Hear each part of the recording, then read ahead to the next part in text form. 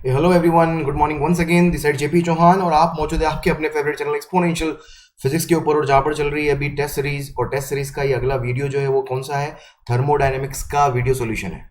और वीडियो के डिस्क्रिप्शन के अंदर ही मैंने अगला चैप्टर जो कि एसएचएम है, एसएचएम का ही टेस्ट पेपर मैंने वहाँ पर रखा हुआ है, तो उस टेस्ट पेपर को जाके सॉल्व करें। और अगर कुछ हेल्प चाहिए थ्योरी से रिलेटेड तो आई बटन के अंदर में थर्मोडायनेमिक्स का भी मैं वहाँ पर वीडियोस अटैच कर रहा हूँ, और साथ में एसएचएम का भी वीडियो अटैच कर रहा हूँ, so that you can have a better appearing of the examination of the test paper right। जल्दी से स्टार्ट करते हैं थर्मोडायनेमिक्स। तो पहला सवाल देखें आप, थर्मोडायनेमिक्स का क्या दिया हुआ है। जैसा कि आप देख पा रहे हैं यहाँ पर कि in the following figures 1 to 4, 4 figure है यहाँ पर, variation of volume by change of pressure is shown. ठीक है, पी वर्सेस वी ग्राफ दिया हुआ है। Gas is taken along the path A B C D A. ठीक है, गैस को A B C D A path के along लिया गया है। The change in internal energy of the gas. देखो फर्स्ट वाले ग्राफ में देखो, ए से बी गए, बी से सी गए, सी से डी गए, वापस मतलब क्लोज पाथ है। यहाँ पर क्या बन रहा है, क्लोज पाथ। सेकंड वाले में देखो आप, ए से बी गया, बी से सी, यहाँ पर एरो बना लेना क्वेश्चन के अंदर, बी से सी, फिर सी से डी, फिर डी से ए, यहाँ पर भी क्लोज पाथ आ रहा है। फिर ए से बी गया मैं, और फिर सी तक गया, सी से डी तक आया, फिर ए तक आया, यहाँ पर भी क्लोज पाथ है, और यहाँ पर दिख ही रहा है क्लोज पाथ है।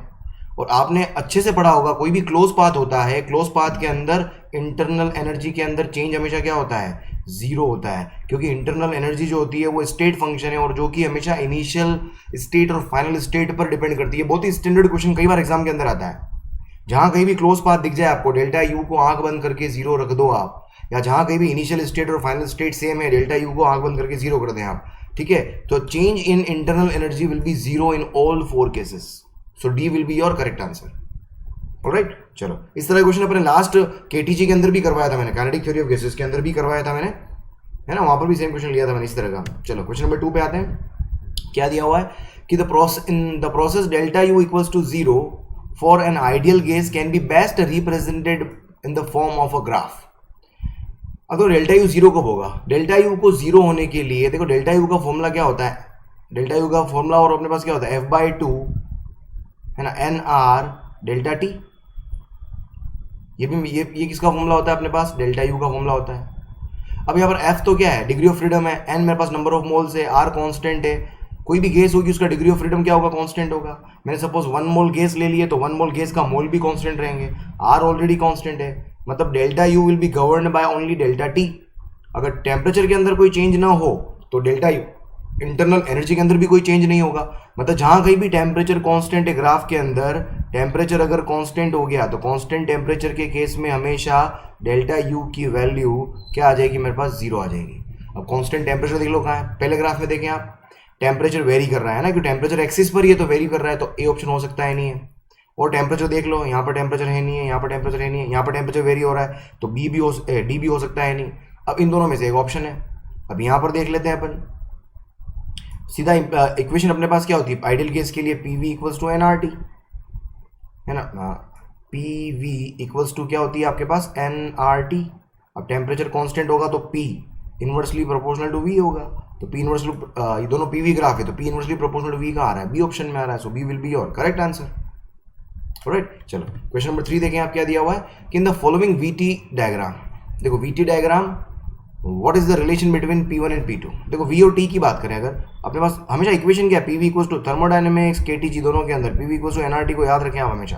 अब V और T का ग्राफ स्ट्रेट लाइन आ रहा है, इसका मतलब कहीं ना कहीं प्रेशर कौन, मतलब V जो है वो क्या डायरेक्टली प्रोपोर्शनल टू T है, तभी तो ग्राफ स्ट्रेट लाइन आएगा। तो लेकिन यहाँ से अगर मैं V को और अगर लिखूँ तो ये क्या होगा, NR/P मल्टीप्लाइड बाय T। अगर प्रेशर कॉन्स्टेंट होगा, है ना, अगर प्रेशर कांस्टेंट होगा तो V और T में ग्राफ जो आएगा वो मेरा क्या आ जाएगा, स्ट्रेट लाइन आ जाएगा। बिल्कुल, ये अपने को एकदम समझ में आता है, स्ट्रेट लाइन आएगा। लेकिन वो प्रेशर की किसी एक वैल्यू पे, एक कांस्टेंट वैल्यू पे होगा। लेकिन अगर मैं प्रेशर की दूसरी एक और कांस्टेंट वैल्यू अगर मैं लूँ, उस पर भी वापस ग्राफ खींचूँ तो वहां पर भी स्ट्रेट लाइन आएगा, लेकिन उसका स्लोप मेरे पास वेरी कर जाएगा। अब स्लोप कहाँ से डिपेंड कर रहा है, दिस इज वॉट स्लोप, ये क्या है, ग्राफ का मेरे पास स्लोप है ना, वाई, ये क्या हो गया वाई। अगर यहाँ पर अगर आप थोड़ा अच्छी तरीके से देखो तो ये क्या हो गया मेरे पास y, ये हो गया y, ये हो गया स्लोप m, और ये हो गया x वेरिएबल, तो y इक्वल्स टू mx। अब यहाँ पर स्लोप को अगर आप देखो तो स्लोप जो है वो क्या है, प्रेशर के इनवर्सली प्रोपोर्शनल है। मतलब जहाँ पर प्रेशर ज़्यादा होगा वहाँ पर स्लोप कम होगी। स्लोप कम किसकी है, इस वाले की स्लोप क्या है, कम है। जिसकी स्लोप कम उसका प्रेशर ज़्यादा, मतलब P1 की वैल्यू ज़्यादा आएगी P2 से।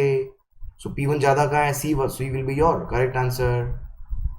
ये कई बार इस तरह ये बहुत जनरल क्वेश्चन होते हैं ग्राफ वाले, है ना। तो ग्राफ के अंदर कहीं भी प्रॉब्लम आती है तो मैं आई बटन के अंदर ग्राफ का वीडियो भी डाला हुआ है। टोटल 4 से 5 वीडियो बना रखे हैं मैंने ग्राफ के अंदर, पूरा बेसिक से लेकर एडवांस लेवल तक करवाया हुआ है। तो ग्राफ को जाके देखें आप अच्छे से, ग्राफ के अंदर अगर आपको प्रॉब्लम आती है तो। ऑलराइट, चलो क्वेश्चन नंबर 4 देखें आप। क्या है कि क्या दिया हुआ है कि when a system is taken from state A to state B, ये स्टेट ए हो गई। स्टेट का मतलब वही है, मतलब पीवी डायग्राम के अंदर स्टेट का मतलब एक पोजीशन है जहां पर पी की कुछ वैल्यू होगी, वी की कुछ वैल्यू होगी। Along the path A C B, along the path A C B मतलब ऊपर से गया है ना, इस पाथ के अलोंग, इस पाथ के अलोंग, ठीक है। It is found that a quantity of heat Q equals to 200 joule is absorbed by the system. मतलब इधर क्वांटिटी ऑफ कितनी 200 जूल, 200 जूल Q की वैल्यू क्या है, सिस्टम ने एब्जॉर्व की है। और सिस्टम जब एनर्जी हीट एब्जॉर्व करता है तो Q की वैल्यू क्या आएगी, पॉजिटिव। ये आपको अच्छे से पता है ना। And W equals to 80 joule is done by it. और जब भी work done by the system होता है, इसका मतलब वर्क डन क्या होता है, पॉजिटिव होता है। और वर्क डन कितना दे रखा है आपको, 80 जूल, पॉजिटिव का मतलब साइन कन्वेंशन आपको अच्छे समझ में आना चाहिए। जब भी by the system work done होगा it will be positive on the, मतलब if heat is absorbed by the system, है ना, या heat supplied to the system, दोनों एक ही चीजें होती है, कहने का तरीका होता है, ठीक है। तो वो पॉजिटिव आएगा। अब इसने क्या बोला कि along the path A D B, along the path A D B, है ना, इस पाथ के अलोंग Q इक्वल्स टू, मतलब heat absorb by the system कितनी दे रखी है आपको, वापस एब्जॉर्ब्ड है तो इसलिए क्या आ जाएगा, 144 जूल आ जाएगा। The work done along the path ADB, इसके अलोंग वर्क डन क्या होगा वो मुझे मालूम करना है। अब देखो यहाँ पर इनिशियल स्टेट और फाइनल स्टेट दोनों सेम है। जब भी initial state final state same आती है, मैंने क्या बोला हमेशा, डेल्टा यू की वैल्यू क्या हो जाएगी, 0। अपना थर्मोडायनेमिक्स का फर्स्ट लॉ क्या बोलता है कि delta Q equals to delta U plus delta W. मतलब डेल्टा यू क्या होगा, 0 होगा। मतलब मैं लिख सकता हूँ यहाँ से फर्स्ट पाथ के लिए delta Q minus delta W 1, जो पहले वाला पाथ था, जो जिसको आप ए सी बी बोल रहे हो, उसकी वैल्यू किसके इक्वल होगी, कर सकता हूँ मैं। और इसका delta Q minus delta W second path के लिए भी क्या होगा, 0 होगा। मतलब दोनों को क्या कर सकते हो आप, इक्वल कर सकते हो। अब फर्स्ट पाथ के अंदर डेल्टा क्यू की वैल्यू कितनी थी, 200, वर्क डन कितना था मेरे पास, 80, इक्वल्स टू डेल्टा क्यू मुझे, और सेकंड पाथ के लिए डेल्टा क्यू दिया हुआ है कितना, 144, और सेकंड पाथ के लिए वर्क डन मुझे मालूम करना है। बस यहाँ से सॉल्व कर लो इसको। तो डेल्टा डब्ल्यू सेकंड पाथ के लिए आ जाएगा मेरा 144 माइनस इधर 200 माइनस 80 कितना हो गया, 120। तो ये हो जाएगा मेरे पास कितना, 24 joule. So D will be your correct answer. Alright, चलो क्वेश्चन नंबर 5 देखें आप। नेक्स्ट क्या दिया हुआ है कि ideal gas is taken through process shown in figure. ठीक है, ए से बी गया, बी से सी प्रोसेस है। इन प्रोसेस ए बी मतलब चारों ऑप्शन में ए बी प्रोसेस की बात की हुई है। प्रोसेस ए बी के बारे में अगर अपन देखना चाहें तो वो चीज़ें लिख लेते हैं अपन। सबसे पहली बात, प्रोसेस ए बी के अंदर टेम्परेचर क्या है, मतलब डेल्टा टी की वैल्यू 0 है। डेल्टा टी की वैल्यू 0 जब भी होगी तो डेल्टा यू ऑटोमेटिकली क्या हो जाएगा, 0 हो जाएगा। मतलब इंटरनल एनर्जी मेरे पास क्या रहने वाली, कांस्टेंट। अब देख लो यहाँ पर एक चीज़ अपने को समझ में आ गई। अब इंटरनल एनर्जी मेरे पास क्या है, इंक्रीज होगी नहीं तो सी ऑप्शन इनकरेक्ट होगा। In process A B internal energy decreases, मतलब ये भी गड़बड़ है। अब इन दोनों को देखना पड़ेगा। अब डेल्टा यू 0 है तो इसको अपन देख लेते हैं। अपने पास में क्या होता है फॉर्मूला, फर्स्ट लॉ से ही करना है। फर्स्ट लॉ क्या बोलता है कि delta Q equals to delta W plus 0 जो भी है। अब देखो यहाँ पर हो क्या रहा है, अब देखो टेम्परेचर तो कांस्टेंट है लेकिन प्रेशर क्या हो रहा है, इंक्रीज हो रहा है। और प्रेशर जब इंक्रीज होगा तो वॉल्यूम मेरे पास क्या होगा, डिक्रीज होगा। समझ में आ रहा है, क्योंकि P inversely proportional to V हो जाएगा। क्यों, क्योंकि टेम्परेचर कांस्टेंट है, आइसोथर्मल प्रोसेस हो गया। और आइसोथर्मल प्रोसेस के अंदर आप क्या लिख सकते हो भाई, समझ में आ रहा है ना, ग्राफ ये T की एक ही वैल्यू है। यहाँ पर A से B जाने पर T की एक ही वैल्यू आ रही है। तो टेम्परेचर कांस्टेंट तो P inversely proportional to V होगा। मतलब A से B जाने पर प्रेशर इंक्रीज हो रहा है तो वॉल्यूम डिक्रीज होगा। और वॉल्यूम डिक्रीज होता है तो वर्क डन की वैल्यू आएगी मेरे पास क्या आएगी, नेगेटिव। और वर्क डन नेगेटिव आ गया तो यहाँ से अगर आप देखोगे तो डेल्टा क्यू की वैल्यू मेरे पास क्या आ जाएगी, नेगेटिव। देखो वर्क डन तो positive, A B work done by system is positive, बिल्कुल नहीं है भाई, ए बी इनकरेक्ट हो गया भाई। ए सी डी गलत है तो अब चौथे को देख लो। In process A B heat is rejected out of the system. देखो डेल्टा क्यू नेगेटिव का मतलब क्या हो गया, हीट अगर एब्जॉर्ब होती सिस्टम से तो पॉजिटिव होती है, मैंने आपको बताया था। If heat is supplied to the system और if heat is absorbed by the system then the heat will be positive. और दूसरे केस में अगर हीट रिजेक्ट हो रही है सिस्टम से तो वो हमेशा क्या होती है, नेगेटिव होती है। इसका मतलब और क्यू की वैल्यू नेगेटिव आ गई, इसका मतलब क्या हो गया, heat is rejected out of the system. So B will be your correct answer. Alright, चलो क्वेश्चन नंबर 6 देखें आप। When an ideal diatomic gas is heated at constant pressure, pressure constant है, ठीक है, the fraction of heat energy supplied which increases the internal energy of the gas, मतलब heat energy का कितना fraction internal energy को increase करने के काम आ रहा है। मतलब आपको पूछा है इसने delta U upon delta Q की वैल्यू, मतलब क्या निकालना वो सबसे पहले आपको क्लैरिटी होनी चाहिए। इसने ये बोला था फ्रैक्शन, फ्रैक्शन का मतलब हमेशा रेशियो पूछता है कुछ ना कुछ। फ्रैक्शन ऑफ हीट एनर्जी मतलब इस हीट एनर्जी का कितना पार्ट, हीट एनर्जी का कितना पार्ट जो है वो इंटरनल एनर्जी को इंक्रीज कर रहा है। फर्स्ट लो ये तो बोलता है the amount of heat supplied is utilised in two way, some part of the energy supplied is utilised to do the work by the system and remaining part is used to increase the internal energy. तो कितना fraction उस heat energy का कितना fraction जो है वो internal energy को increase करने का काम आ रहा है, मतलब ये निकालना है। तो फर्स्ट लो पे चलते हैं। देखो फर्स्ट लो क्या बोलता है कि delta Q equals to delta W plus delta U. अब देखो मुझे अब डेल्टा क्यू और डेल्टा यू का रेशियो निकालना है, तो इस डेल्टा यू को तो अपन छेड़ते ही नहीं क्योंकि मुझे चाहिए। हाँ, डेल्टा डब्ल्यू को डेल्टा यू की टर्म्स में लाना पड़ेगा। अब डेल्टा डब्ल्यू को डेल्टा यू की टर्म्स में कैसे ला सकते हैं, तो कैसे डेल्टा डब्ल्यू को कैसे लेके आए अपन, क्या लिख सकता हूँ मैं, इसको लिख सकता हूँ मैं पी डी वी, या पी डेल्टा वी जो भी है, ये क्या हो गया, P delta V equals to delta U. और कांस्टेंट प्रेशर है, कांस्टेंट प्रेशर का वर्क डन का फॉर्मूला क्या होता है, पी डेल्टा वी, इसको मैं लिख सकता हूँ एन आर डेल्टा टी भी तो लिख सकता हूँ, पी वी को एन आर टी होता है इसलिए क्योंकि एन और आर तो कांस्टेंट है, प्लस डेल्टा यू। और क्या कर सकते हैं, देखो अब मुझे डेल्टा टी को डेल्टा यू की टर्म्स में लाना है। तो यहाँ से अपने को पता है डेल्टा यू का फॉर्मूला क्या होता है, डेल्टा यू इक्वल्स टू होता है F by two N R delta T, ये अपने पढ़ा हुआ है। तो एन आर डेल्टा टी की वैल्यू यहाँ से मैं उठा के लिख सकता हूँ two delta U upon F plus delta U. यहाँ से डेल्टा यू कॉमन ले लो आप, तो क्या आ जाएगा, देखो 1 plus 2 upon F equals to क्या हो जाएगा, डेल्टा क्यू। तो देखो यहाँ से मेरे पास क्या हो जाएगा बस, तो delta U upon delta Q, इसका रेशियो निकाल लो आप, कितना हो जाएगा ये 1 अपॉन 1 प्लस 2 बाय एफ। तो देखो फाइनली कितना आ गया, एफ क्या, डिग्री ऑफ फ्रीडम, और डायटोमिक के लिए डिग्री ऑफ फ्रीडम कितना होता है, डायटोमिक गैस के लिए डिग्री ऑफ फ्रीडम होता है 5। तो ये क्या हो गया 1 अपॉन 1 प्लस 2 बाय 5, कितना आ जाएगा ये 5 प्लस 2 7 और 5 ऊपर चला जाएगा, तो ये आ जाएगा आपके पास कितना 5 by 7। So D will be your correct answer. Alright, चलो बहुत बढ़िया। उसके बाद क्वेश्चन नंबर 7 देखें आप। क्वेश्चन नंबर 7 क्या दिया हुआ है कि supposing the distance between the atoms of atomic gas to be constant. ठीक है, पता नहीं क्या बोल रहा है, हाँ मतलब एटॉमिक गैस के बीच का गैस कांस्टेंट है कुल मिला के between the atoms, it's specific heat at constant volume, specific heat at constant volume. भाई सीवी का फॉर्मूला क्या होता है, FR/2। सीधा आप मेरे क्रैश कोर्स की वीडियो को देखें आप, है ना। अगर डायरेक्ट आप क्वेश्चन करने आओगे तो क्या है कि देखो मैं कोई भी फॉर्मूला यूज करूंगा, आप डेराइव करने से जरा बार बार, तो मैंने ये सारे फॉर्मूले वहाँ पर लिस्ट आउट करवा रखे हैं, कहाँ से आया है वो भी बता रखा, हर एक चीज़ बता रखी है मैंने छोटी छोटी, है ना। तो इसको आप याद रख लें। तो FR/2, सीवी का फॉर्मूला क्या होता है FR/2, और गैस कौन सी है, डायटोमिक गैस है। डायटोमिक गैस के लिए अभी अपन ने डिग्री ऑफ फ्रीडम कितना यूज़ किया 5, तो क्या आंसर क्या आ जाएगा हमारे पास, एफ की वैल्यू हो गई 5, तो ये हो जाएगा 5R/2। कहाँ है ऑप्शन, देखो तो क्या हो गया मेरे पास 7 का A option will be correct. Alright, चलो क्वेश्चन नंबर 8 देखें आप। क्वेश्चन नंबर 8 अच्छा है, उसका रिजल्ट हो सके तो डायरेक्ट याद भी करना, ये बिल्कुल मैंने उसके अंदर क्रैश कोर्स के अंदर करवाया भी था। क्रैश कोर्स जाके पढ़ना आप जाके, है ना। इस तरह का कॉन्सेप्ट मैंने वहाँ डिस्कस किया हुआ है कि क्या दिया हुआ, if molar heat capacity of the given process as shown in figure is C, then जो भी मोलर हीट कैपेसिटी है उसका CV के साथ रिलेशन पूछा है इसने, क्या होगा। देखो अब इस ग्राफ को देखिए तो वॉल्यूम क्या हो रहा है, इस ग्राफ को अगर आप देखो तो वॉल्यूम क्या है, इंक्रीजिंग है, वॉल्यूम क्या इंक्रीजिंग है। अब वॉल्यूम अगर इंक्रीजिंग है, सिंपल सी बात है, जब वॉल्यूम कांस्टेंट था तो जो मोलर स्पेसिफिक हीट कैपेसिटी होती है वो किसके बराबर होती है, CV के बराबर होती है। लेकिन जैसे वॉल्यूम इंक्रीज होगा तो C की वैल्यू भी क्या हो जाएगी, इंक्रीज हो जाएगी।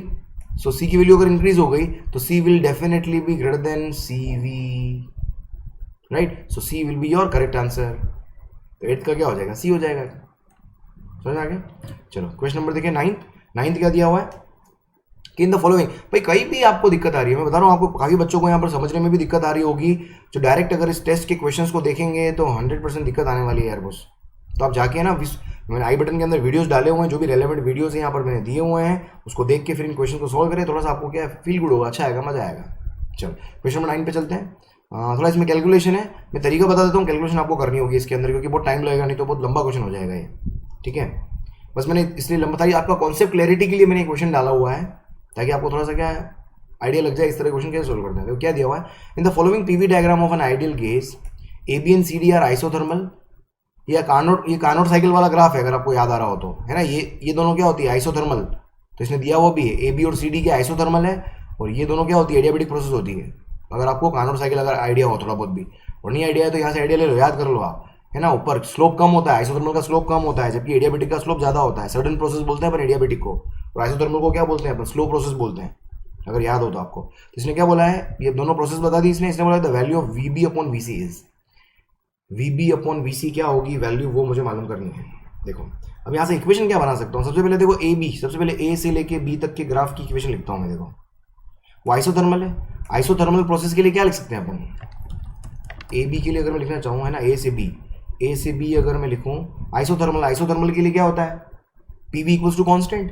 तो ए से बी गया मैं, तो P A V A equals to क्या हो जाएगा, पी बी वी बी। मुझे एक्चुअल में क्या है, V B upon V C निकालना है, तो मुझे सारे रिलेशन यहाँ पर लिखने पड़ेंगे। तो ये हो गया मेरे पास फर्स्ट इक्वेशन। आप बी से सी चलो, बी से सी चलते हैं अपन। बी से सी का मतलब क्या हो गया, एडियाबेटिक प्रोसेस, और एडियाबेटिक प्रोसेस के अंदर मेरे पास क्या होता है, P V gamma equals to constant. तो बी पर तो पी हो गया पी बी, बी पर पी बी हो गया वी बी, तो P V gamma equals to P C V C gamma. ये हो गई इक्वेशन नंबर 2। फिर उसके बाद देखो सी से डी चले, सी से डी वापस आइसोथर्मल है, सी से डी वापस आइसोथर्मल है। आइसोथर्मल है मतलब क्या हो जाएगा आपके पास में, अगेन वापस पी सी, है ना, सी से डी, तो P C V C equals to P D V D. ये इक्वेशन नंबर क्या हो गई मेरे पास, 3 हो गई। फिर उसके बाद में डी से लेके वापस ए पे आ रहे हो, तो डी से ए आ रहे हो, तो वहाँ पर क्या है, वापस डी से ए वापस क्या है मेरे पास, डी से ए जा रहे हो, एडियाबेटिक है, और एडियाबेटिक के अंदर क्या होता है, P V gamma equals to constant. तो ये हो जाएगा मेरे पास डी से ए, मतलब P D V D gamma equals to P A V A gamma. ये होगी चारों इक्वेशन।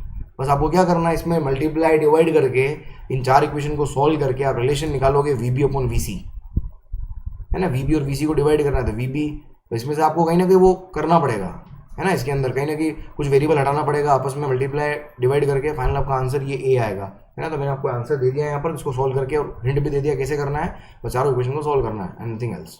ऑलराइट, चलो 9। उसके बाद देखिए 10th, क्वेश्चन नंबर 10 क्या दिया हुआ है, 2 samples 1 and 2 are initially kept in same state. 2 sample जो है सेम स्टेट बोल देता हूँ मैं भाई, पी स्टेट का मतलब हो गया पी वी और टी की वैल्यू, ठीक है। 2 सैंपल है, are initially kept in same state, the sample 1 is expanded through an isothermal process. ये सैंपल 1 ऐसे गया आइसोथर्मल प्रोसेस के थ्रू। आइसोथर्मल प्रोसेस मतलब प्रेशर कुछ, मतलब टेम्परेचर कॉन्स्टेंट रखना है, मतलब, है ना, तो प्रेशर तो चेंज हो जाएगा। वॉल्यूम में ले लेता हूँ V1, और टेम्परेचर हो गया मेरे पास, आइसोथर्मल है मतलब टी की जगह रहेगा, टी रहेगा, ठीक है, आइसोथर्मल टेम्परेचर कॉन्स्टेंट है। और सैंपल 2 क्या बोला, where a sample 2 through an adiabatic process up to the same final volume. Same final volume मतलब जो सेकंड जो आ रहा है, क्योंकि इनिशियल स्टेट दोनों की सेम थी, यहीं से, है ना, 2 सैंपल है। पहला सैंपल तो आइसोथर्मल एक्सपेंशन हो रहा है ना, आइसोथर्मल एक्सपेंशन हो रहा है, और दूसरे का क्या हो रहा है, एडियाबेटिक एक्सपेंशन हो रहा है टू द सेम वॉल्यूम। तो प्रेशर मेरे पास क्या है, P2 है, वॉल्यूम सेम रखना है मतलब V1 सेम वॉल्यूम पर, ठीक है। अब टेम्परेचर मेरे पास यहाँ पर कुछ और लेना पड़ेगा, यहाँ पर चलो देख लेते हैं क्या है। The final temperature in the process 1 and 2 are, इसका तो हो गया T1, और इसका टेम्परेचर क्या रहेगा T2। अगर ये T1 है तो इसको भी T1 होना पड़ेगा, समझे आप, है ना। ये V है ना, ये कोमा लग रहा है यहाँ पर, ये कोमा लग रहा है, और ये भी कोमा लग रहा है ना, ये कोमा लग रहा है। PV T1 लिया हुआ है ना, P, V, T1, ठीक है। हाँ ये दे रखा है। अब इसमें मैं क्या कर सकता हूँ, अब इसको ध्यान से देखो, अब यहाँ पर मुझे रिलेशन निकालना है T1 और T2 में। इक्वेशन लिख लें अपन, देखो पहला क्या आइसोथर्मल है, आइसोथर्मल में क्या लिखोगे, इनिशियल कितना है P इंटू वी और फाइनल कितना है मेरे पास P1 V1, ये मेरे पास एक इक्वेशन ये हो गई। दूसरी इक्वेशन एडियाबेटिक के लिए लिखना है, एडियाबेटिक के लिए क्या होगा पी वी की पावर पी वी गामा है ना, P V gamma equals to constant और इधर हो जाएगा मेरे पास P2 V1 गामा है ना, पी वी गामा, ये होगी इक्वेशन नंबर 2। अब मुझे T1 और T2 में रिलेशन निकालना है, तो T1 एक काम करते हैं अपन इसमें क्यों ना T वाला रिलेशन लिख लें यहाँ पर, है ना, इसमें T वाला रिलेशन भी होता है, अगर आपको ध्यान हो T वाला रिलेशन भी होता है, तो सीधा आप टी वी गामा -1 सीधा रिलेशन यूज कर लो एडियाबेटिक के लिए, क्योंकि टेम्परेचर के अंदर रिलेशन निकालना है।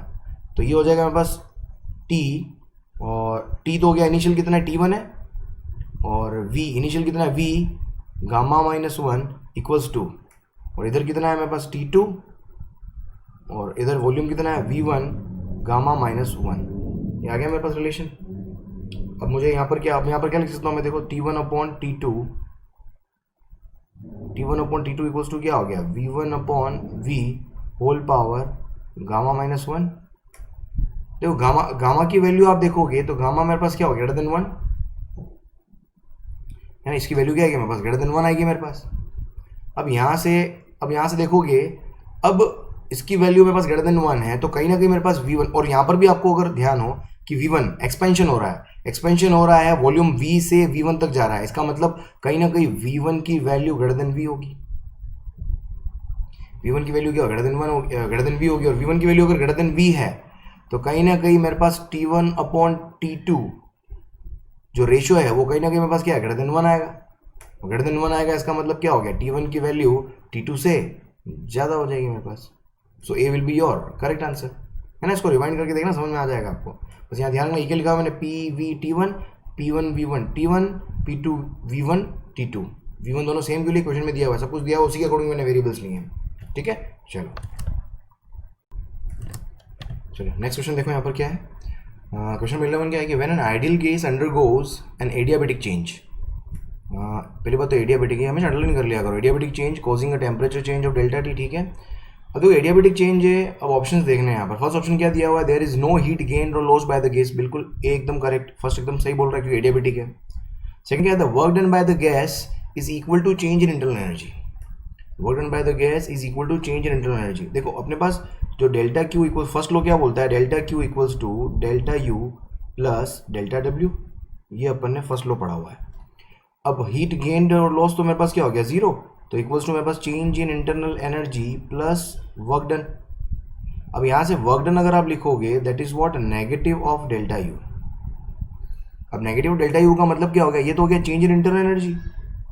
अगर मैं पढ़ूँ तो ये चीज़ क्या, अभी ये चीज़ क्या बन रही है कि work done by the gas, ये एक्चुअल में क्या है, work done by the gas is negative of change in internal energy, work done by the gas is negative of change in internal energy. यहाँ पर इसने क्या बोला, the work done by the gas is equal to change in internal energy, it is not change in equal, it is not the equal to change in internal energy, it is basically negative of change in internal energy. और you can say, अगर मैं negative sign को इसके साथ में ले लूं, ठीक है, तो ये माइनस डेल्टा W हो जाएगा, इक्वल्स टू कितना हो गया मेरे पास डेल्टा U। अब इसको अगर मुझे पढ़ना हो तो ये इसको मैं क्या पढ़ूंगा, वर्क डन के साथ में नेगेटिव साइन आ जाए तो जो work done by the gas था उसको अपन क्या पढ़ने लग जाएंगे, work done on the system या work done on the gas.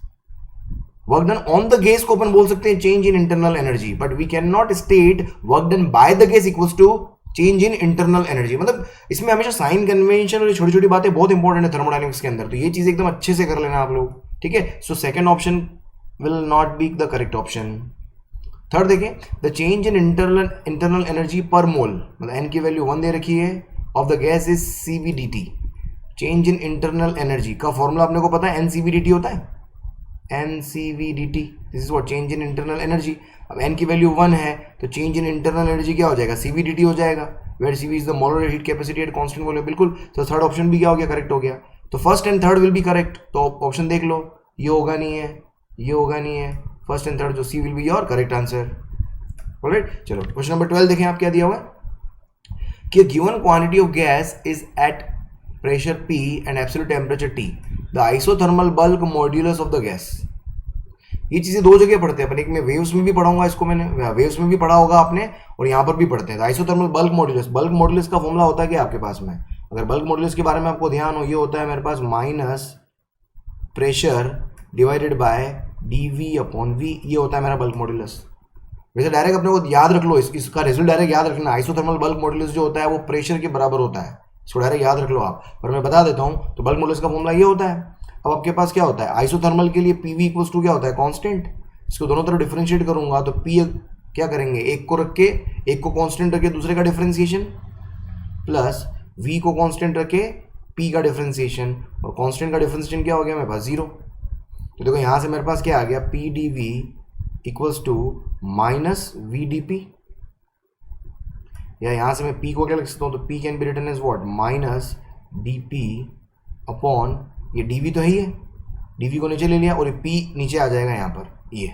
तो देखो ये किसके बराबर है, ये बल्क मॉड्यूलस ही तो है, ठीक है। तो बल्क मॉड्यूलस क्या होगा, प्रेशर के बराबर होता है हमेशा, आइसोथर्मल प्रोवाइडेड आइसोथर्मल, गड़बड़ मत कर देना, ठीक है। चलिए हो गया। उसके बाद क्वेश्चन नंबर 13 देखें आप, कि figure A and B are two adiabatic process, adiabatic curve है, ठीक है।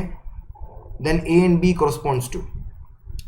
कॉरस्पॉन्ड्स टू, मैंने आपको वैसे यहाँ पर एडियाबेटिक के मैंने यहाँ पर ग्राफ बताया था आपको, मैंने आपको एक रिजल्ट बताया था डायरेक्ट, अगर आपको ध्यान हो, कि एडियाबेटिक प्रोसेस के अंदर अगर मेरे को स्लोप, एडियाबेटिक प्रोसेस के अंदर अगर आपको ध्यान हो, एडियाबेटिक प्रोसेस में जो आपके पास जो dP अपॉन dV होता है, या इसको डेराइव करवा दूं अगर मैं, भाई P V की पावर गामा इक्वल्स टू क्या होता है, कांस्टेंट होता है ना, इसको डिफरेंशिएट करो तो क्या आएगा, P, फिर ये गामा आगे आ गया, V की पावर एक पावर कम हो गई, गामा -1, और V का डिफरेंशिएशन कर रहा हूँ मैं, dV प्लस, डिफरेंशिएशन जाके सीख लो यार, है ना यार, अगर आप डिफरेंशिएशन और ये नहीं सीखे हो तो नीट और या जेई जो भी कर रहे हो आप छोड़ देना यार, बिकॉज कहीं ना कहीं डिफरेंशिएशन इंटीग्रेशन बहुत इंपॉर्टेंट है। फिर V की पावर गामा को कांस्टेंट रखा और P का क्या हो गया मेरे पास, dP, और कांस्टेंट का डिफरेंशिएशन क्या हो गया मेरे पास, 0।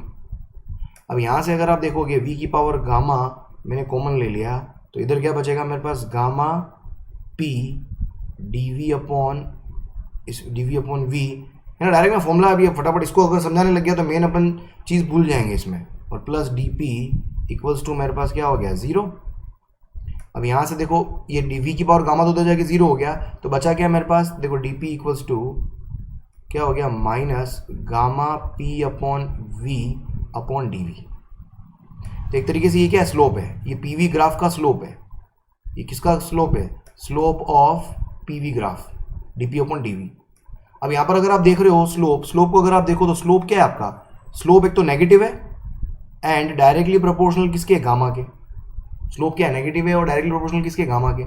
अब PV ग्राफ का स्लोप देखो, ग्राफ मेरे पास नीचे जा रहा है, ग्राफ नीचे जा रहा है, ये शो कर रहा है कि मेरे पास स्लोप इसका क्या है, स्लोप क्या है, नेगेटिव है ना। स्लोप समझ में आता है ना, इस पर टेंजेंट ड्रॉ करोगे आप, अगर यहाँ पर मैं टेंजेंट ड्रॉ करूंगा तो ये लाइन ऐसे आ रही है, ऐसी लाइन का मतलब क्या होता है, हमेशा स्लोप नेगेटिव, स्लोप क्या होगा, नेगेटिव। अब यहाँ पर अगर आप सोचो, जिसके गामा की वैल्यू ज़्यादा होगी उसका स्लोप भी ज़्यादा होगा। अब यहाँ पर ए वाला जो ग्राफ है, ए वाले ग्राफ का स्लोप मेरे पास ज़्यादा है बी वाले ग्राफ से, है ना, क्योंकि ए वाले ग्राफ का स्लोप थोड़ी लाइन ऐसी ड्रॉ होगी, जबकि बी वाले ग्राफ पे लाइन ऐसी ड्रॉ होगी अगर टेंजेंट ड्रॉ करोगे आप, समझ में आ रहा है। तो ए वाले ग्राफ का स्लोप देखो ज़्यादा आ गया और बी वाले ग्राफ का स्लोप क्या आ गया, कम आ गया मेरे पास। जिसका स्लोप ज़्यादा होगा उसका गामा भी ज़्यादा होगा, तो गामा ए का गामा क्या आएगा मेरे पास, बी से ज़्यादा आएगा। अब गामा अगर आपको ध्यान हो, अगर मैं मोनोएटोमिक, डायटोमिक और ट्राइएटोमिक की बात करूं तो सबसे ज़्यादा गामा मोनोएटोमिक का होता है, फिर डायटोमिक का होता है और फिर ट्राइएटोमिक का होता है। इसका होता है 1.67 और इसका होता है 1.4 और ट्राइएटोमिक का होता है 1.33, ठीक है। ये सारे गामा होते हैं मेरे पास। तो मोनोएटोमिक का गामा क्या होगा, ज़्यादा होगा, तो ए वाला ग्राफ जो होगा वो मोनोएटोमिक के लिए होगा और बी वाला ग्राफ जो होगा वो क्या होगा, इसका स्लोप कम है, तो बी वाला ग्राफ जो होगा वो किसके लिए हो जाएगा, डायटोमिक या ट्राइएटोमिक का हो जाएगा। तो ए वाला ग्राफ मोनोएटोमिक, तो देख लो A and B corresponds to है ना, तो पहला वाला मोनोएटोमिक होना चाहिए, तो पहला वाला डायटोमिक ये हो सकता नहीं है, ये हो सकता नहीं, दोनों में से एक है, ये दोनों ही मोनोएटोमिक है, तो ये भी गलत हो गया। इधर देख लो ये मोनोएटोमिक हो गया और ये क्या है बस diatomic, so B will be your correct answer. Alright, चलो क्वेश्चन नंबर 14 देखें आप, क्या दिया हुआ है कि a cyclic process shown in the figure an ideal gaze is adiabatically, बस ये हमेशा अंडरलाइन कर लिया करो, प्रोसेस हमेशा देखो adiabatically taken from B to A, B से A adiabatic प्रोसेस है, ठीक है। एडियाबेटिक प्रोसेस है, इसका मतलब Q की वैल्यू 0 हो गई, तो Q इक्वल्स टू क्या हो गया मेरे पास, डेल्टा W एक तो यार इसको डेल्टा बार बार वो नहीं लिख रहा हूँ यार, सीधा मैं डब्ल्यू प्लस यू लिख रहा हूँ, डेल्टा ही है मतलब, समझ जाए यहाँ पे ना। The work done on the gas during the process B to A is 30 joule, Q तो जीरो हो गया। अब work done on the gas है ये, work done on the gas, on the gas हमेशा क्या होगा, वर्क डन नेगेटिव होता है, तो 30 को क्या करोगे विद साइन रखोगे तो ये आएगा मेरे पास -30 और प्लस ये आएगा कहाँ पर you, when the gas is internal energy, ये अपन ने देखा था B2A, तो ये हो जाएगा मेरा UB2A। तो यहाँ से UB2A की वैल्यू अगर आप देखोगे वो निकल के कितनी आ गई मेरे पास 30।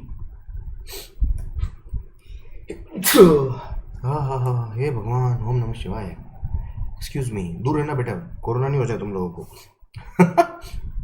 सॉरी। हो चलो। हे यार पंखा इतना तेज चल रहा है, तो बारिश हो रही है भयंकर एक्चुअली, इसलिए मजा आ गया। अब देखो आगे, देखो क्या, when the gas is taken from A to B, अब गैस को ए से बी लेके आ रहे हो, ठीक है। The heat absorb by the gas is 20 joule, heat absorbed. अब हीट एब्जॉर्ब्ड जो है वो कितना है 20 जूल है, ठीक है। तो इसने पूछा है the change in internal energy of the gas. देखो एक चीज मुझे बताओ, अब ये मेरे पास क्या, मैं बी से ए गया और ए से बी आ गया, क्लोज पाथ ही है ना। तो एक चीज अपने को समझ में आनी चाहिए कि इंटरनल एनर्जी के अंदर बी से ए में लेके जाऊं, जितना चेंज आएगा उसका नेगेटिव मेरे पास किस में आ जाएगा, बी टू ए तक जाने में। ऐसा क्यों लिख पा रहा हूं, क्योंकि जो total change in internal energy होगा, बी से ए गए और फिर मैं कहां से आया, ए से बी आया, total change in internal energy along a close path हमेशा क्या होता है, जीरो होता है। तो बी से ए जाने में जो आंसर आ रहा है उसको नेगेटिव करके लिख दो तो क्या हो जाएगा, सॉरी ये ए टू बी है ना, ये ए टू बी है, ये ए टू बी, गलती से मैंने बी टू ए लिख दिया, बी से ए प्लस ए टू बी क्या हो जाएगा मेरे पास, टोटल जीरो हो जाएगा। तो बी से ए जो आंसर आ रहा है उसको नेगेटिव करके लिख दो, इसलिए ये पूछा ना change in internal energy of the gas in the process A to B. तो delta A to delta U A to B अगर आप लिखोगे तो वो क्या हो जाएगा, negative of delta U of B to A, जो अपन ने ऊपर भी कितना निकाला है 30 निकाला है, तो ये क्या हो जाएगा -30 will be your answer, simple. So B will be your correct answer. तो 20 जूल देने का कोई मतलब ही नहीं है, पर कुछ फायदा ही नहीं है। हमेशा इस तरीके से करें, कई बार क्वेश्चन के अंदर आप इसको इस तरह से उलझाया जाएगा आपको, लेकिन अपने को उलझना नहीं है, समझ में आ गया। चलो क्वेश्चन नंबर 15 अच्छा क्वेश्चन था, 14 ये, इसके बाद सारे क्वेश्चन अच्छे हैं। देखो क्वेश्चन नंबर 15 देखो, ड्यूरिंग एन एडियाबेटिक प्रोसेस, हमेशा अंडरलाइन कर लो, adiabatic process the pressure of a gas is found to be proportional to cube of its absolute temperature. मतलब प्रेशर जो है वो डायरेक्टली प्रोपोर्शनल है एब्सोल्यूट टेम्परेचर के क्यूब के। बहुत बढ़िया, अच्छी बात है। द फाइंड करना है the ratio CP upon CV of the gas, मतलब मुझे गामा मालूम करना है एक तरीके से, सीपी और सीवी का रेशियो क्या होता है, गामा ही तो होता है। अब देखो यहाँ पर, अब एडियाबेटिक प्रोसेस के लिए अगर आपको ध्यान हो, एडियाबेटिक प्रोसेस के लिए एक रिलेशन होता है टी और पी के अंदर, कि टी की पावर गामा और पी की power 1 minus gamma equals to क्या होता है, कांस्टेंट। तीन रिलेशन पढ़े आपने, एक तो होता है पी वी की power gamma equals to constant, दूसरा रिलेशन टी गामा पी की power 1 minus gamma equals to constant, और एक इससे पहले अभी मैंने एक और करवाया था आपको, ठीक है, टी वी की power gamma minus 1 equals to constant. ये तीन रिलेशन है, तो ये तीनों रिलेशन याद रखना। अब देखो टी पी और टी में रिलेशन क्या है, यहाँ से अपन टी और पी में रिलेशन निकाल रहे हैं, तो देख मैं क्या लिख पाऊंगा, P 1 minus gamma equals to constant, T को उधर लेके चला गया हूँ मैं, टी की पावर माइनस गामा हो जाएगा, ये टी नीचे आया और ऊपर गया पावर नेगेटिव हो गई। दोनों तरफ पावर 1 डिवाइड कर देता हूँ मैं 1 माइनस गामा से, कर सकता हूँ ना, दोनों तरफ पावर डिवाइड कर सकता हूँ। जैसे स्क्वायर, दोनों तरफ स्क्वायर रूट लेते हो तो पावर को क्या करते हो, 1/2 से मल्टीप्लाई करते हो, जो भी पावर होती है। भाई मेरे पास जैसे एक्स स्क्वायर है, एक्स स्क्वायर इक्वल्स टू 2 का स्क्वायर है, दोनों तरफ स्क्वायर रूट लेता हूँ, इसका मतलब मैं क्या करता हूँ, जो भी पावर है उसको 1/2 से मल्टीप्लाई करता हूँ, जो भी पावर है उसको 1/2 से मल्टीप्लाई करता हूँ, ऐसे ही करता हूँ ना। स्क्वायर रूट, ये स्क्वायर रूट, एक्स की वैल्यू क्या हो गई 2 आ गई। या मैं बोल सकता हूँ कि जो भी दिया हुआ है दोनों साइड में मैंने 1/2 पावर ले ली, ऐसा भी बोल सकते हैं अपन। तो दोनों साइड में मैं क्या ले रहा हूँ 1 माइनस गामा और होल पावर 1/1 माइनस गामा, ऐसे कर रहा हूँ। ऐसा करने से होगा क्या, क्योंकि इनको पी और टी का रिलेशन चाहिए। मैं ऐसा क्यों कर रहा हूँ, क्योंकि मुझे क्या चाहिए, पी और टी का रिलेशन चाहिए। और यहाँ पर क्या हो जाएगा, के टी की पावर ऑलरेडी माइनस गामा है, और किससे डिवाइड कर रहे हो, 1 माइनस गामा से डिवाइड कर रहे हो आप। अब देखो ये तो मेरे पास क्या हो जाएगा, अब यहाँ पर ये तो कैंसिल हो जाएगा, ये पावर से पावर मल्टीप्लाई हुई तो कैंसिल हो गई। तो यहाँ पर देखो क्या आ गया, तो P इक्वल्स टू क्या आ गया, K, और T की पावर क्या आ गया, ये नेगेटिव साइन नीचे दे देता हूँ मैं ना, थोड़ा लिखने में अच्छा लगेगा। तो ये हो जाएगा गामा माइनस 1 अपॉन गामा।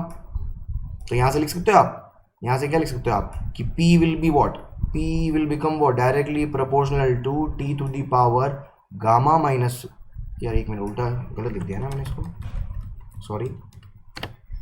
ये हो जाएगा गामा अपॉन, है ना, नेगेटिव साइन नीचे दे दिया मैंने, गामा अपॉन गामा माइनस 1, ठीक है। तो यहाँ से देख सकते हो आप P क्या हो गया, P डायरेक्टली प्रोपोर्शनल टू हो गया T की power gamma upon gamma minus 1। अब T की पावर क्या है, क्यूब है, ये रिलेशन है ना क्वेश्चन में दिया हो, मतलब गामा कंपेयर करूंगा, इन दोनों को कंपेयर करो आप, तो इन दोनों को कंपेयर करोगे आप, तो यहाँ से मेरे पास क्या आ गया, तो गामा अपॉन गामा माइनस 1 की वैल्यू अगर आप देखो यहाँ पर तो कितनी आ गई मेरे पास, 3। तो क्या आ गया मेरे पास, तो गामा इक्वल्स टू कितना हो गया मेरे पास, 3 गामा माइनस 3। तो यहाँ से 2 गामा इक्वल्स टू कितना हो गया, 3। तो गामा इक्वल्स टू कितना हो गया, 3/2। So 4 will be your, fourth D option is your correct answer.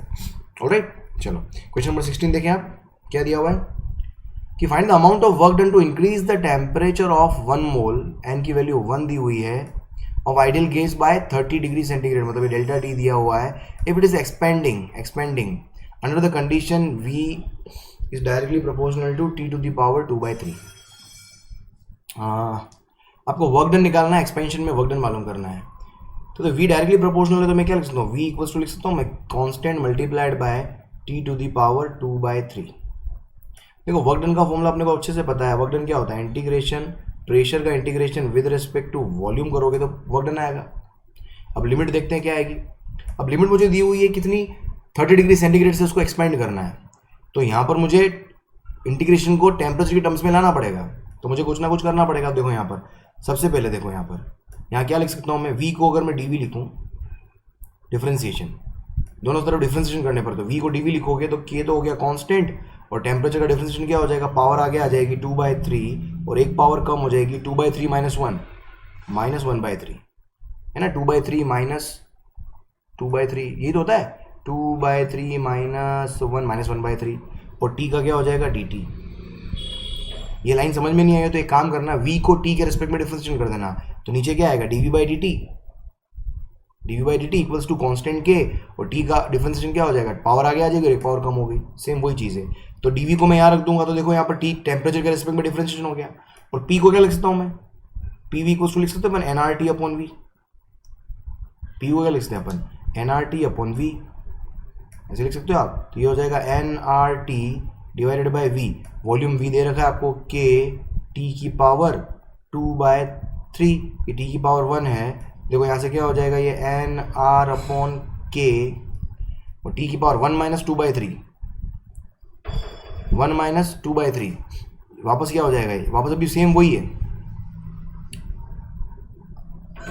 1 minus 2/3, अरे यार बहुत तकलीफ है यार, 1 माइनस 2/3 प्लस 1/3, सॉरी ये क्या हो जाएगा, प्लस 1/3, ये हो गया। अब देखो यहाँ पर 2/3 माइनस 1 भी सही किया था ना मैंने, पावर देख लेना है, कैलकुलेशन मिस्टेक काय को नहीं होनी चाहिए भाई, ये हो गया। बस अब वैल्यूज पुट कर दो यहाँ पर, 2/3 हाँ माइनस 1/3 है, बिल्कुल करेक्ट है। चलो अब देखो यहाँ पर वैल्यू पुट कर लेते हैं अपन, क्या हो जाएगा, तो फाइनली वर्क डन, तो वर्क डन का फॉर्मूला देख क्या बनेगा मेरे पास, P, प्रेशर को तो लिख दिया मैं, ये लिख सकता हूँ प्रेशर को, प्रेशर हो जाएगा nR अपॉन K, और T की पावर 1/3, अरे सही लिखा क्या, प्रेशर को लिख दिया मैंने nR अपॉन K, ऑलराइट, और मल्टीप्लाइड बाय dV हो जाएगा मेरे पास 2K/3, dV हो जाएगा 2K/3 T की पावर माइनस 1/3 dt। तो यहाँ से क्या हो गया, क्या क्या कैंसिल कुछ हो रहा है क्या, ये T से मेरा ये 1/3 प्लस 1/3 कैंसिल, देख क्या बचा मेरे पास, और क्या कैंसिल हो रहा है, K से K कैंसिल, ये आ जाएगा, N की वैल्यू 1 मोल है, चलो N की वैल्यू 1 मोल है, कुल मिलाकर मैं बाहर ले लेता हूँ 2nR/3। अब देखो इंटीग्रेशन की लिमिट क्या है, टेम्परेचर वाली, तो टेम्परेचर की लिमिट क्या आ जाएगी मेरे पास, 0 से लेकर 30 डिग्री सेंटीग्रेड। आप चाहो तो केल्विन में भी कर सकते हो, केल्विन में ही करना पड़ेगा, है ना, क्योंकि ऐसा ही आंसर आपका जूल में दिया हुआ है, तो इसको क्या 273 प्लस 30, 273 प्लस 30 कितना हो जाएगा, 273 प्लस 30 जो भी देख लेना है यहाँ पर, एक बार देख लेते हैं यार, 30 डिग्री सेंटीग्रेड, चलो अब देखो यहाँ पर क्या हो, 2nr/3 आ गया, और लिमिट dt का इंटीग्रेशन क्या होता है, t होता है, और लिमिट मेरे पास क्या हो गई 0 से लेकर 30 डिग्री सेंटीग्रेड। तो ये देखो मेरे पास क्या हो गया 2/3 मोल हो गया 1, ये हो गया मेरे पास 8.31, और ये क्या टेम्परेचर डिफरेंस है, डिफरेंस तो मेरा वापस वही आएगा। हाँ, इसको भले ले लो आप, इसको भी फिर 0 को भी तो 273 करना पड़ेगा, और इधर क्या हो जाएगा 273, और इधर क्या हो जाएगा मेरे पास, इसमें 30 ऐड करोगे तो डिफरेंस हो, यार जब भी डिफरेंस आएगा लिमिट वही रहने दो आप। तो ये हो गया मेरे पास कितना 30 - 1 30 - 0 30, इसको 3 से कैंसिल करो, मेरे पास कितना हो जाएगा ये 10। तो ये हो जाएगा मेरा 83.1 मल्टीप्लाइड बाई 2, ये 166 पॉइंट समथिंग आ जाएगा। तो 166 पॉइंट समथिंग कितना हो गया, so B will be your correct answer. Alright, अरे समझ में आया? क्वेश्चन थोड़ा सा ऊटपटांग लगा होगा, बट स्टिल मतलब क्वेश्चन में करवाने का इसमें बहुत सारी मतलब जो क्वेश्चन में दे रहा हूँ, एक ही क्वेश्चन के अंदर आपके पास 2-2 3-3 चीज़ें सीखने की है, तो इसलिए क्या है क्वेश्चन सारे सोल्व करें आप। देखो क्वेश्चन नंबर 17 देखें। अब देखो कार्नोट रीजन का क्वेश्चन क्या है, a Carnot working between 300K to 600K has work output of 800K per cycle. देखो कार्नोट के अंदर मेरे पास क्या था, अगर आपको ध्यान हो, T1 टेम्परेचर से हीट निकाल कर अपन सिस्टम को देते हैं, और T2 टेम्परेचर पर हीट जाती है। T2 हमेशा छोटा वाला टेम्परेचर होता है जो कि यहाँ पर 300 केल्विन है, T1 हमेशा बड़ा वाला टेम्परेचर होता है जो कि यहाँ पर 600 केल्विन है, और यहाँ पर कुछ पार्ट क्या होगा, यहाँ पर Q1 हीट सप्लाई हुई, Q2 रिजेक्ट होती है, और W वर्क डन आता है। ठीक है, अब यहाँ पर क्या दिया, ये एक साइकिल का वर्क डन है, और ये वर्क डन क्या दे रखा है मेरे को 800 दे रखा है। इसे what is the amount of heat energy supplied to the engine from source per cycle. ये मेरे पास क्या सोर्स है, और ये मेरे पास क्या है सिंक है। ठीक है, तो सोर्स से sink, amount of heat supplied, amount of heat energy supplied to the engine, मतलब Q1 की वैल्यू निकालनी है, Q1 की वैल्यू निकालनी है। तो देखो आपको यहाँ पर पता होगा कि Q1 का आता है, एफिशिएंसी का फॉर्मूला आपको पता होगा, output W work done upon input Q1। तो यहाँ से Q1 अगर निकालना है तो Q1 निकालने का सिंपल सा फंडा क्या हो गया, W upon efficiency. Work done they रखा 800, एफिशिएंसी, एफिशिएंसी देख लो आप, एफिशिएंसी कितनी आ रही है, देखो 1 एफिशिएंसी का फॉर्मूला होता है 1 माइनस छोटा टेम्परेचर अपॉन बड़ा टेम्परेचर, सीधा याद रखो आप। तो 1 माइनस T2 अपॉन T1, तो ये हो जाएगा 1 माइनस 300 अपॉन 600, ये हो जाएगा 1/2। 1/2 का मतलब एफिशिएंसी कितनी हो गई है 50%। समझ नहीं, इसको डायरेक्ट कर सकते हो, एफिशिएंसी अगर 50% है तो देखो एफिशिएंसी 50% है, 800 वर्क डन में जा रहा है, आउटपुट से 50% ही आ रहा है, तो 50% रिजेक्ट भी होगा। अगर आउटपुट 50% जा रहा है तो 50% क्या होगा, रिजेक्ट भी होगा। तो जितना वर्क डन हुआ है उतना ही हीट रिजेक्ट होगा, तो 800 का वर्क डन हुआ है तो 800 का हीट रिजेक्शन आएगा, तो टोटल इनपुट हीट कितना आ गया 1600। सीधा ऐसे कर सकते हो, या फॉर्मूला में पुट करो भाई, W कितना दे रखा है 800, और डिवाइडेड बाय W, और Q1 कितना आया अभी, Q1 सॉरी यहाँ से है ना, यहाँ से रखा है, W हो गया 800, और एफिशिएंसी कितनी होगी 1/2 आ गया, देखो 1600, ये क्या आ गया 1600 जूल। देख लो ऑप्शन का पर साइकिल है, ये वापस पर साइकिल है, कि एक ही साइकिल का W वर्क डन यूज किया है, और अपन ने एक ही साइकिल की हीट यूज करी है अपन ने। ठीक है, चलो क्वेश्चन नंबर 18 देखिए। नेक्स्ट क्या दिया हुआ है, the coefficient of performance of Carnot refrigerator. Carnot refrigerator के बारे में अगर आपको पता हो, इसमें क्या करते हैं अपन, वही सिंक से हीट निकाल कर, सिंक से सपोज Q2 हीट निकाली है, वर्क डन की हेल्प से वापस किसको दे देते हो, सोर्स तक पहुंचा देते हो, कितनी हीट Q1, और सोर्स का टेम्परेचर कितना हो गया T1, और T1 की वैल्यू हमेशा T2 से ज़्यादा। ये सिंपल सा फंडा होता है। तो यहाँ पर इसने क्या बोला है कि कोएफिशिएंट, परफॉर्मेंस कोएफिशिएंट का फॉर्मूला, जिसको अल्फा बीटा जो भी मैंने बोला था, परफॉर्मेंस कोएफिशिएंट का फॉर्मूला क्या होता है, आउटपुट अपॉन इनपुट। वापस अब आउटपुट क्या है यहाँ पर, है ना, आउटपुट अपॉन इनपुट, या सीधा फॉर्मूला अगर आपको याद आ रहा हो तो आउटपुट कहाँ से निकाल रहे हैं अपन, मेन आउटपुट क्या है अपना, इससे कितनी हीट बाहर निकल रही है। रेफ्रिजरेटर में ये होता है ना कि भाई खाने से कितनी हीट बाहर निकाल रहे हो, तो वो उतना खाने को ठंडा करेगा, तो उतना ज़्यादा एफिशिएंट क्या होगा, रेफ्रिजरेटर होगा। तो T2 same temperature and divided by temperature difference, बड़ा माइनस छोटा, सीधा याद रखो। अपनी एफिशिएंसी का फॉर्मूला क्या था, देखो एफिशिएंसी का फॉर्मूला क्या था, 1 माइनस T2 अपॉन T1 था ना, तो इसको T1 माइनस T2 अपॉन, ये एफिशिएंसी का फॉर्मूला होता है। ये एफिशिएंसी कौन सी, हीट इंजन की, तो इसका उल्टा कर दो तो वो अल्फा आ जाएगा, लेकिन उसमें T1 की जगह मेरे पास क्या लेना है, T2 क्यों ले रहे हैं, क्योंकि रेफ्रिजरेटर में अगर अपना जो मेन कंसर्न होता है वो क्या है, यहाँ से कितनी हीट बाहर निकल के आई।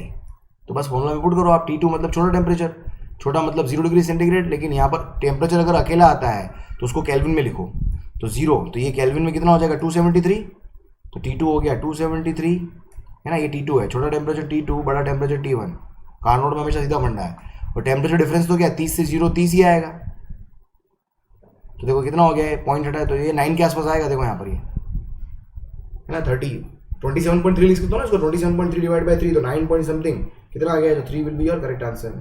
18 का क्या हो जाएगा थर्ड। चलो क्वेश्चन देखो next 19, a scientist says that efficiency of heat engine की एफिशिएंसी कितनी लिखी है अपन ने 1 माइनस, है ना, अभी सीखा था अपन ने, एफिशिएंसी होती है 1 माइनस T2 अपॉन छोटा अपॉन बड़ा, ये होती है। ऑपरेट्स एट सोर्स टेम्परेचर मतलब T1 एंड सिंक टेम्परेचर मतलब T2, एफिशिएंसी निकालें यहाँ पर, तो 1 माइनस छोटा कितना है, सिंक टेम्परेचर अगर सिंगल आएगा तो उसको किस में लिखो, आप कन्वर्ट करके लिखो हमेशा, किस में, केल्विन में, तो 27 को केल्विन में लिखोगे कितना आएगा 300, और T1 127 को लिखोगे तो कितना आएगा 400, ये हो गया कितना 1 माइनस 3/4, कितना हो गया 1/4, ये एफिशिएंसी होगी। 1/4 का मतलब 0.25 मतलब 25%, इसको परसेंटेज समझ आ रहा, 1/4 को 100 से मल्टीप्लाई करोगे तो परसेंटेज के अंदर आ जाएगी। ये जो एफिशिएंसी होती है वो हमेशा क्या होती है, मैक्सिमम एफिशिएंसी होती है। एफिशिएंसी का मतलब ही होता है मैक्सिमम, एफिशिएंसी का मतलब ही क्या होता है मैक्सिमम, कि कोई इंजन दिया उसकी एफिशिएंसी दी हुई, इसका मतलब क्या है मैक्सिमम 25% ही एफिशिएंट है वो। इसका मतलब अगर मैं 100 जूल, 25% का मतलब क्या हुआ, अगर मैं 100 जूल एनर्जी सप्लाई करूंगा तो वर्क डन कितना आएगा, 25 जूल का वर्क डन आएगा, और 75 जूल क्या हो जाएगी, रिजेक्ट हो जाएगी, ये होता है इसका मतलब। अब इसने क्या बोला कि a scientist says that the efficiency of heat engine which operates at source temperature इतना, सिंक टेम्परेचर इतना, इज 26%। भाई पॉसिबल ही नहीं है, इसकी एफिशिएंसी तो मैक्सिमम ही कितनी 25% ही है, so it is not, it is impossible. So पहले ही ऑप्शन करेक्ट है इसमें, इट इज पॉसिबल नहीं, इट इज क्वाइट प्रोबेबल, बिल्कुल भी नहीं, मतलब सीधा इम्पॉसिबल, ध्यान रखें आप। एफिशिएंसी मैक्सिमम कितनी, इतनी ही हो सकती है, 25% ही हो सकती है, इससे ज़्यादा कभी भी नहीं आएगी। ऑलराइट, चलो क्वेश्चन नंबर 20 देखिए। अब लास्ट क्वेश्चन आज का क्या है कि अ कार्नोट इंजन टेक्स 3 × 10⁶, मतलब ये Q1 दिया हुआ है, कैलोरी में दिया हुआ है Q1 of heat from a reservoir of 620, heat जहाँ से भी लेता है वो टेम्परेचर T1 होता है, और जहाँ जिसको देता है वो टेम्परेचर T2 होता है, और वैसे भी देख सकते हो छोटा टेम्परेचर T2, बड़ा टेम्परेचर T1, सीधा ध्यान रखें आप, ठीक है। The work done by the engine is, work done by the engine is, भाई work done by the engine निकालना है, भाई सिंपल सी बात है अपने को, ये टेम्परेचर T1 था और यहाँ से हीट Q1 निकलती है, सिस्टम को जाती है, कुछ पार्ट वर्क डन में जाता है और रिमेनिंग पार्ट रिजेक्ट हो जाता है, और जिसका टेम्परेचर T2 होता है, ये अपन ने सिस्टम पढ़ा है। अब यहाँ से अगर आप देखोगे वर्क डन अगर आप निकालो तो वर्क डन क्या है, Q1 में से Q2 को माइनस कर दूंगा तो वर्क डन आ जाएगा, यहाँ पर वर्क डन आ जाएगा, तो बस यहाँ से Q1 माइनस Q2 निकाल लो, तो इसके लिए Q1 और Q2 दोनों चाहिए। Q1 दिया हुआ है, मुझे Q2 मालूम करना है। सिंपल सा तरीका क्या है, देखो अब देखो, जितना Q जो होता है वो क्या है, डायरेक्टली प्रोपोर्शनल हमेशा टेम्परेचर के। Q जो होता है वो क्या होता है, डायरेक्टली प्रोपोर्शनल हमेशा टेम्परेचर के, मतलब यहाँ से क्या लिख सकता हूँ मैं कि Q1/T1 इक्वल्स टू Q2/T2। तो यहाँ से देखो Q2 निकाल सकते हो आप कितना, तो Q2 कितना हो जाएगा मेरे पास, Q1 मल्टीप्लाइड बाय T2/T1, ठीक है। Q1 कितना हो गया, Q1 जो भी है ये है 3 × 10⁶ है, एंड मल्टीप्लाइड बाय T2 मतलब छोटा 27 डिग्री मतलब 300, है ना, ये 327 का मतलब क्या हो गया, इसमें 273 ऐड करो और इसमें 273 ऐड करोगे 627 में, तो वो कितना हो जाएगा 900, 0 0 0 0 3 3 जा 9, 3 से 3 कैंसिल, कितना आ गया Q2 10⁶। तो यहाँ पर रखो अब आप, तो Q1 तो कितना है 3 × 10⁶, और Q2 कितना आया 10⁶। इन दोनों को माइनस करो, कैसे करोगे, पावर कॉमन लेके करो हमेशा, तो कितना हो गया ये 3 - 1 कितना हो गया, तो ये हो जाएगा 2 × 10⁶ जूल। और आंसर में क्या दे रखा है, सॉरी ये कैलोरी में है ना, जूल नहीं, ये कैलोरी में दिया हुआ है, और ऑप्शन अपना क्या जूल में है, ओहो ऑप्शन अपना क्या है जूल में। अच्छा हो इसमें 2 × 10⁶ ऑप्शन नहीं, सीधा सीधा टिक मार के आ जाते, तो ऑप्शन कैलोरी अपने को जूल में चाहिए, इसको जूल में चेंज करने का तरीका क्या, 4.2 से मल्टीप्लाई कर लो, खत्म क्वेश्चन। तो 4.2 × 2 × 10⁶ ये जूल में आ जाएगा, कितना 8.4 देख लो कहाँ है, तो मेरे पास क्या हो गया, second will be your correct answer, right दोस्तों। तो यहाँ पर आपको कहीं भी अगर प्रॉब्लम आई हो तो बिल्कुल मैं यही रिकमेंड करूंगा, आई बटन के अंदर मैंने सारे थ्योरी के वीडियो डाले हुए हैं, तो जाके देखें, उसके बाद इस पेपर को सॉल्व करें आप। और वीडियो के डिस्क्रिप्शन के अंदर मैंने जैसा कि बताया था SHM का पेपर अवेलेबल है, उसको भी स्टॉप वॉच लगा के आप सॉल्व करें, राइट। फिर अगले वीडियो के साथ फिर मैं कल उसके वीडियो सोल्यूशन लेके कल आपके सामने फिर हाजिर होता हूँ, राइट। बस जाने का समय हो गया। So thank you so much. अगर बिना सब्सक्राइब किए हुए चैनल को देख रहे हो तो जल्दी से सब्सक्राइब करें और बेल आइकन को क्लिक करके जरूर जाएं आप। थैंक यू, चलो बाय।